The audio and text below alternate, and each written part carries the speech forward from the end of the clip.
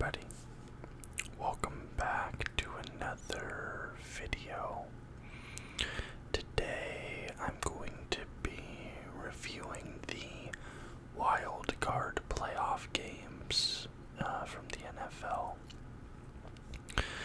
I'm not going to do the little picture-in-picture spreadsheet thing like I usually do because there's only 6 games.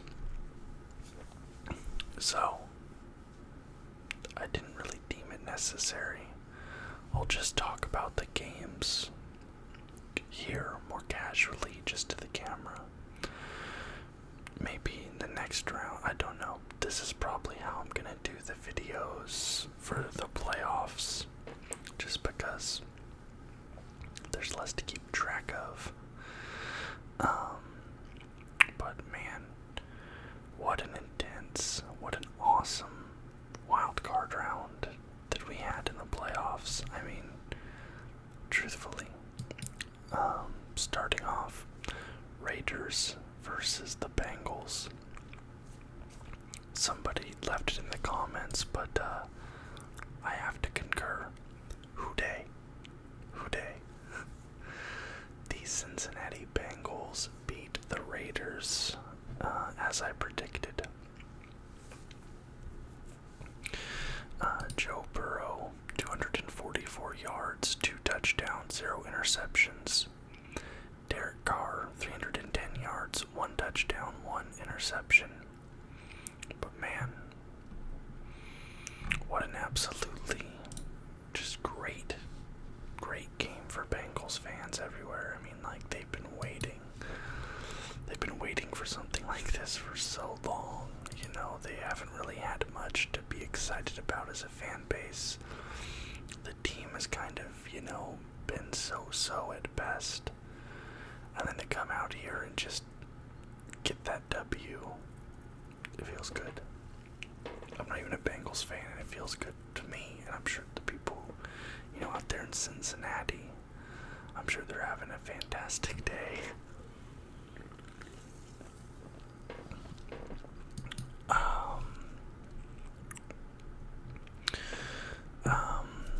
I feel like now I wasn't able to watch this game because I was working all weekend, and on Monday I wasn't able to see most of this stuff. I understand that there was a little bit of controversy in this Bengals game, a little bit of referee controversy, but I'm not sure specifically what the controversy was. However, going into this game, the Cincinnati Bengals had the longest drought for playoff wins in professional sports. It had been 31 years since they'd won a playoff game. But now, after 31 long, harsh, grueling years, they have beaten that, and they no longer hold this crown. Hold that crown, if you'd even want to call it a crown. So, I mean, man, just even better news for Bengals fans. And what a great game for Joe Burrow. Second year in the league. His first year, he suffers that terrible, just gross leg injury that was not good. And he comes back, looks better than ever, killed it all season long. Fantastic regular season for Joe Burrow. Again, only his second year in the league, and he's now gotten the Bengals their first playoff appearance, or their first playoff win in 31 years. And you have to assume he's only going to be getting better. Obviously, he has, better weapons around him this year than he did the year prior, but those guys around him are also only going to be getting better. He's only going to be getting better. And we'll see. I'm going to be doing my playoff predictions for the next round later this week, so I'm not really going to get into talking about what I think might happen in the next round, but Cincinnati Bengals, they're looking solid. Alright, now to talk about that Patriots-Bills game. It was so long ago, I feel like it's like out of my mind at this point, right? Like these Saturday games, like it's Monday now, it's whatever. Patriots versus the Bills. This one probably had to feel good for Buffalo fans. I mean, even though they were the favorite coming into this game, getting the win against the New England Patriots in the playoffs. I mean, Buffalo has been haunted by that team for how many years? Over a decade, you know. And Josh Allen put on an absolutely just monster performance. Josh Allen put up 308 yards, 5 touchdowns, 0 interceptions. He only had 4 incompletions the entire game. Just insane stuff. Mac Jones, 232 yards, 2 touchdowns, 2 interceptions. And there were some insane stats coming out of this game. The Patriots defense in this game against the Bills. I believe I'm trying to find the exact stat here, but I believe that the Patriots defense was the worst playoff performance by a defense in NFL history. Here's a tweet from Football Perspective. It says, "No team in NFL history has ever gone an entire game without punting, kicking a field goal, or turning the ball over. Buffalo hasn't done any of those things through 58 minutes." So the Patriots defense was so bad and pliable that they did not force a field goal. They didn't force the Bills to punt. They didn't force a turnover for the entire game. And is it not only in playoff history, that's in the entire history of the NFL, which is insane. Literally, perhaps the single worst defensive effort in the entire 100-plus year history of the National Football League, the New England Patriots. And what the fall from grace, I suppose, that they've had it so good for so long, nobody's gonna really shed a tear for the Patriots having this bad spell. People are gonna be thank God finally, because I think even if you aren't in the AFC East, you hate the Patriots at this point. But absolutely insane, especially a Bill Belichick coached defense.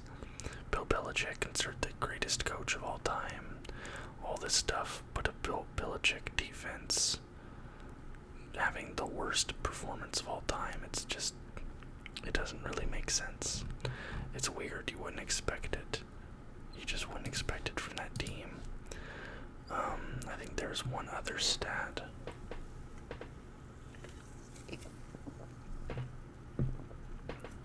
Where is it?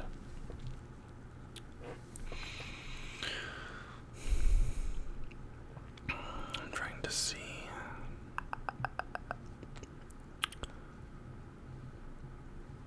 I'm trying to find the exact.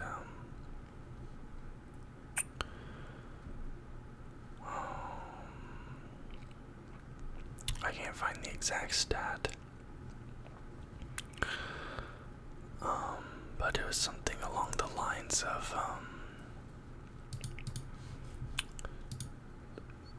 I think it said that Mac Jones had more interceptions than Josh Allen, or that I think it was Mac Jones had more interceptions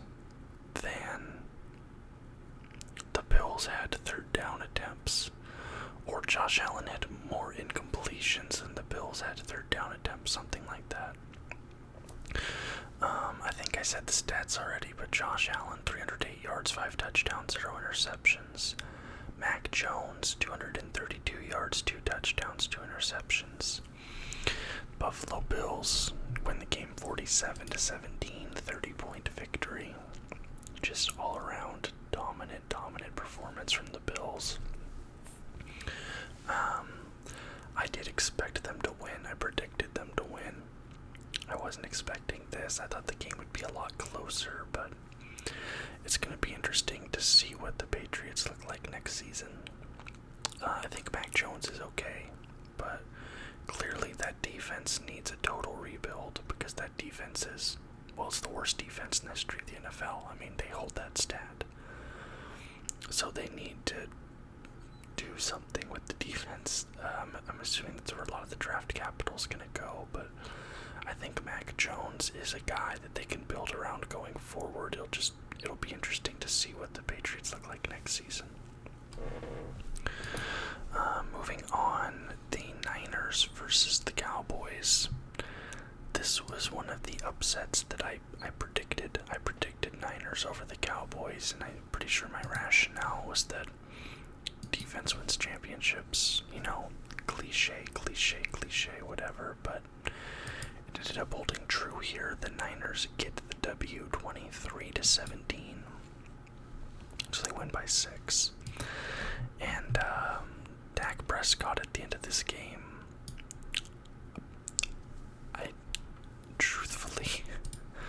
truthfully do not know what the Cowboys are doing at the end of this game. I mean, I'm going to watch the highlight here and then just kind of give a play-by-play because I can't show it, obviously, on camera. But okay, so it's the fourth quarter. Dallas does not have any timeouts remaining. There is 14 seconds left in the fourth. Again, like I said, no timeouts. 2nd and 1. And Dallas is on the San Francisco 40-yard line. So they're about 40 yards from the end zone. They have 14 seconds left in the game, no timeouts. Dallas needs a touchdown. They're down by 6. If they can get the touchdown on the extra point, they win. If they don't get the extra point, they send it to OT, whatever. So you think that Dak is going to go deep ball here, right? Dak is going to get the ball. He's going to chuck it into the end zone. There's going to be, 3-4 receivers down there. They're all going to jump up and try and make a play on it, right? I mean, super obvious. But then, inexplicably, Dak just holds the ball and starts running down the middle. Now, to his credit, he gets to the 25-yard line before being tackled. But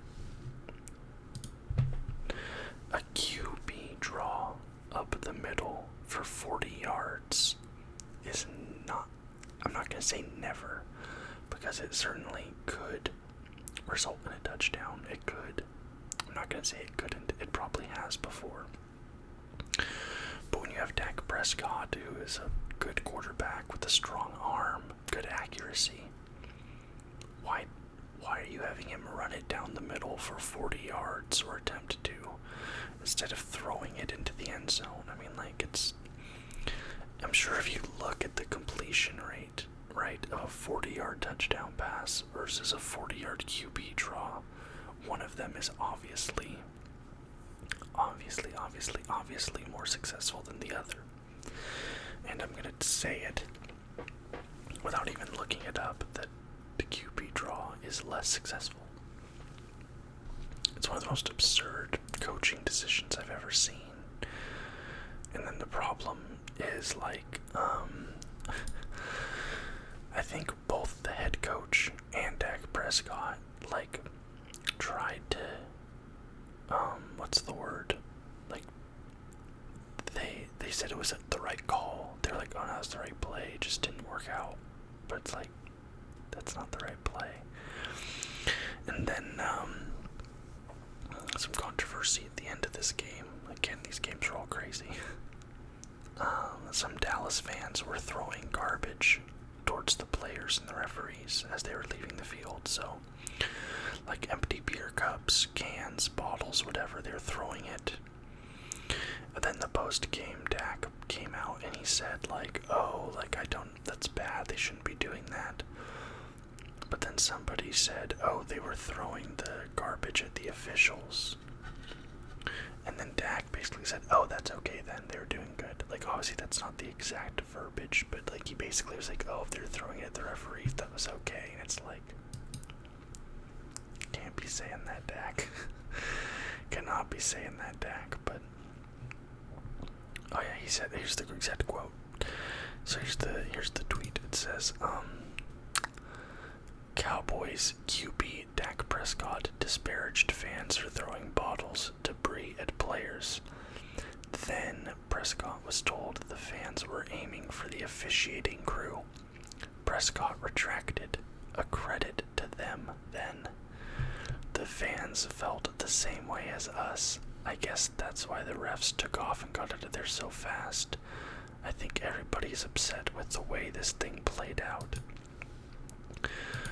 But you can't blame the referees for that when you made one of the stupidest play calls in the history of the NFL playoffs. And I say that as a fan of the Seattle Seahawks, who famously threw the ball on the 1-yard line instead of handing it to Marshawn Lynch. So I know a thing or two about stupid play calls in the playoffs. And you can't blame the referees when you're making stupid decisions like that. It just... Dak Prescott, 254 yards, 1 touchdown, 1 interception. Jimmy Garoppolo, 172 yards, 0 touchdowns, 1 interception. So, not a fantastic game. Just sloppy, gross, but the better defense won this game, and that was San Francisco. I mean, San Francisco was over them all over him the entire game. Bosa was all over him. It was insane, absolutely insane. The San Francisco defense forced 2 fumbles. Just crazy stuff. Alright, Steelers versus the Chiefs. I'm not going to talk about this one too much because there isn't really too much to say. Chiefs killed them. They doubled them up. It was 21-42. Funnily enough, though, I mean, the first score of the game was a fumble return going in favor of Pittsburgh. So Pittsburgh opens the scoring in the second quarter, but then boom, boom, boom, Mahomes gets 3 passing touchdowns in the second quarter to go up 21-7, and it was all Kansas City from there on out. I mean, it wasn't even really a game, let's be honest. Ben Roethlisberger ends his career with a loss in the playoffs. Ben Roethlisberger, 215 yards, 2 touchdowns, 0 interceptions. Patrick Mahomes, 404 yards, 5 touchdowns, 1 interception. So, I mean, there isn't really much to say in this game, to be honest. I mean, Big Ben said it himself, right? He's like, we're not going to win this game. Might as well go out there and have fun. And yeah, they were never going to win this game. Yeah, that's all I have to really say about this. I mean, like I said, they doubled up their score. Like, what do you want me to say? It was never a contest. It was never close. It was never going to be close. Kind of like this game, the Philadelphia Eagles versus the Tampa Bay Buccaneers. Jalen Hurts looked a little rough. That's all I have to say. Jalen Hurts' first playoff appearance, he looked a little rough. Final score 31-15 in favor of the Bucs. Jalen Hurts, 258 yards, 1 touchdown, 2 interceptions. Tom Brady, 271 yards, 2 touchdowns, 0 interceptions. So Brady didn't even really have to do that much. 2 rushing touchdowns, a field goal, and then 2 passing touchdowns. Like, right there, the game was 31-0. at the end of the third quarter. And then Philadelphia got their 15 points at the very end there in the fourth quarter, but by that point it was already too late. Like, it was over. It was just Philadelphia was completely outclassed by the Bucs. Not really a shocker there. And at this point in the rankings, I was 5-5. There's one more game to go, and I'm like, man, can I get a perfect 6? That'd be fantastic. But no, the Arizona Cardinals would have to come in and just... I don't know what the Cardinals were doing in this game. The Rams just walked all over them. The Cardinals looked like they had never even played a game of football together as a team. Like, that's how discombobulated they looked, and I don't understand how that's possible. They just looked completely out of sorts. Nothing was connecting. It's just, like, I don't understand what was happening with the Cardinals this game. Kyler Murray threw one of the worst interceptions I've ever seen in this game. Again, I can't show the clip, so I'll watch it and then talk through it. Alright, let me pause it. Okay, so it's the second quarter. 8 minutes left. It's 3rd and 7. Arizona is backed up into their own end zone, so Kyler Murray is actually standing back in their end zone. Snap the ball. Kyler drops back. He's surveying, but the pressure's coming. I can't tell who it is because it's really grainy, but one Rams player has broken through the offensive line and is now like 2 or 3 feet away from Kyler Murray, whose arm is back, like he's getting ready to throw. Then as Kyler senses the pressure, he takes the ball up and kind of like jukes off to the right, but it doesn't get him anywhere, and the Rams player starts to wrap him up. But as Kyler is getting wrapped up, instead of accepting the sack and taking the safety, he just like chucks the ball up. He just throws the ball up towards nobody. And it wasn't even like a forward pass motion. He sidearmed it. Like, if you've ever seen a Kareem Abdul skyhook, a Kareem Abdul-Jabbar, his skyhook, that's basically what Kyler Murray did with the football. Just tossed it up to nobody, especially nobody on his team, because they were all well downfield. So a Rams player just sees this ball basically floating in the air, and he's like, oh, I'll take that. Whoop, wraps it up, runs it in for a touchdown. One of the worst pick sixes I've ever seen in my entire life. Terrible. Final score of this game was 34-11. Just to get into the stats, Kyler Murray, 137 yards, 0 touchdowns, 2 picks. Matthew Stafford, 202 yards, 2 touchdowns, 0 picks. I don't know what Kyler Murray, he looked really bad this game. This was his first playoff appearance, I'm pretty sure. I don't think the Cardinals made the playoffs prior. And he looked bad. Like, the team just didn't look like they knew what they were doing. It was weird. I don't know how to explain what happened in this game. Like I said, like, the Cardinals, they looked so good all season. And I thought, like, a lot of people, I think, had them Super Bowl bound when they started off the season 7-0 or whatever it was. And to go from looking so good to so bad in such a short period of time is just like, what? How?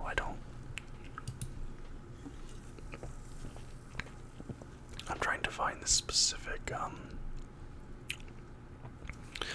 there's this tweet that says, the Rams defense is making Kyler Murray seriously reconsider his decision to choose football over baseball. He just looked completely lost. Like, I don't get it. I don't know. That offensive line is terrible, though.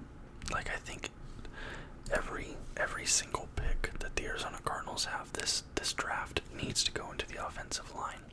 Every single pick.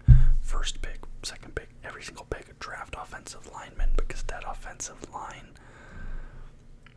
is just Swiss cheese. It is Swiss cheese. I don't know how else to describe it. It's bad. They looked bad, and that's really disappointing because even though I'm a fan of a rival NFC West team, I liked the Cardinals. They kind of reminded me of the Bengals a little bit. They're a young team, young, exciting quarterback. They have nice, but they have cool players on the team, good players on the team, but not guys that are unlikable. They were a team that I could root for, even though they're a rival team or whatever, because I liked the personalities around the team. But I don't know. I don't know what happened there, but I went 5 for 6 in this first round of the playoffs. Not bad. When is our first game for the next round? Let's see. Okay, so the divisional round, the first game is Saturday the 22nd. So I'm going to put my prediction video out this Friday. So Friday the 21st, I'll be putting out my next round of predictions. But just to give you guys a preview, on Saturday we have the Bengals versus the Titans and the Niners versus the Packers. Then on Sunday we have the Rams versus the Bucks and the Bills versus the Chiefs. So those are 4 absolutely insane matchups, really fun, exciting games. I can't wait. Like I said, tune in on Friday. Last week I put my predictions video up the day after I put up my review video, but the problem with that was that I was cannibalizing my own views a little bit, because usually my NFL review videos are my highest, not even usually, every time. My NFL weekly review videos are my highest viewed videos every week. And then when I put out the predictions video, it cannibalized views off of that review video. But then also I put out my predictions half a week before the first game even happened, and I just felt like the hype wasn't really there because the timing was bad. So I'm going to time it better this time. The predictions will be up on Friday, but I have some other really cool stuff coming out the next couple days, so I'm back home now from my trip, ready to get back into making content, so I'm super pumped. Thank you guys so much for watching. If you liked the video, please leave a thumbs up and subscribe to the channel for more content just like this every single day. Until next time, guys. Bye-bye.